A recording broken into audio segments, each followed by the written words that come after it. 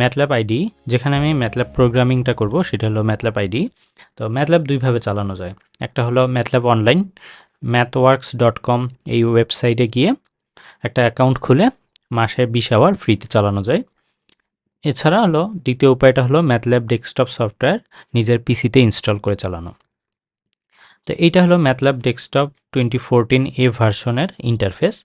তো প্রথমে আমি এখানে জাস্ট মেইন পার্টগুলা দেখব, দেন ম্যাটল্যাব ডেস্কটপে গিয়ে এই পার্টগুলার ডিটেলস দেখব।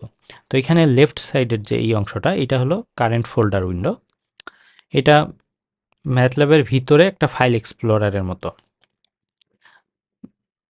আর এই যে এই অংশটা, এইটা হলো এডিটর উইন্ডো। এখানে হলো ম্যাটল্যাব যে ফাইল, সেখানে আমি কোড করতে পারবো, কোড এডিট রাইট করতে পারবো। আর নিচের এই অংশটা হলো কমান্ড উইন্ডো, এখানে আমি 1 বাই 1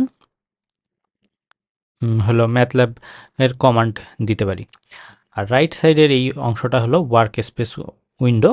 এখানে আমি বর্তমানে যেই ভ্যারিয়েবল নিয়ে কাজ করতেছি সেই ভ্যারিয়েবলগুলো এখানে শো হবে। আর এই যে এই অংশটা উপরের, এই অংশটা হলো টুল স্ট্রিপ। এখানে বিভিন্ন ধরনের অপশন, প্রেফারেন্স, মেনু থাকে। এখন আমি ম্যাটল্যাব ডেস্কটপে গেলাম, এটা 2014 ভার্সন। আমি এখানে ডার্ক মোড ইউজ করতেছি, new desktop add on use করে, এখান থেকে অ্যাড অন ইউজ করে। এমনিতে অ্যাড অন যদি না ইউজ করি তাহলে ডার্ক মোডটা থাকবে না। তো লেআউট, এটা হলো ডিফল্ট লেআউট থাকবে হলো এরকম। আমি হলো এই যে 3 কলাম লেআউট নিয়ে এক্সপ্লেইন করব। তো প্রথমে যেটা দেখব সেটা হলো কমান্ড উইন্ডো। তো কমান্ড উইন্ডোর এখানে এই যে দুইটা গ্রেটার দেন সিম্বল, এটাকে প্রম্পট বলে। আর এখানে যে কার্সর ব্লিঙ্ক করতেছে, এখানে আমি কমান্ড দিতে পারবো। এটাকে অনেকটা সাইন্টিফিক ক্যালকুলেটরের মতো ইউজ করা যাবে। 7 + 6 যোগ করলে যেটা হয় অ্যান্সারটা দিচ্ছে। তারপরে এ ইকুয়াল 4 স্কোয়ার, এটার যে অ্যান্সার। তারপর আরেকটা ভ্যারিয়েবল নেই, বি ইকুয়াল 1 + 2 স্কোয়ার। তারপর X equal square root of 16, 16 square root বের করলাম। তো এইভাবে এখানে ক্যালকুলেশন করা যায় 1 বাই 1। আরেকটা জিনিস, সেটা হলো আপ অ্যারো ইউজ করে আগে যে কমান্ডটা দিছি সেই কমান্ডটা মানে হিস্ট্রিটা দেখা যায়। তো এখান থেকে এই কমান্ডটা, এই কমান্ডটা আবার রান করলাম। এখন আসছি ওয়ার্ক স্পেসে।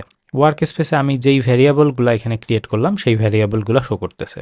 এই যে এখানে নেম, তারপরে ভ্যারিয়েবলের যে ভ্যালু, কারেন্ট ভ্যালুটা শো করতেছে, তারপরে এটা সাইজ, তারপরে কোন ক্লাস, এগুলোর শো করতেছে।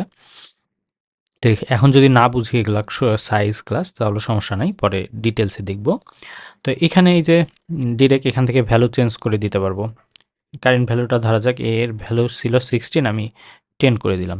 তো এখন এটা যদি দেই কমান্ড উইন্ডোতে, এখানে শো করতেছে 10।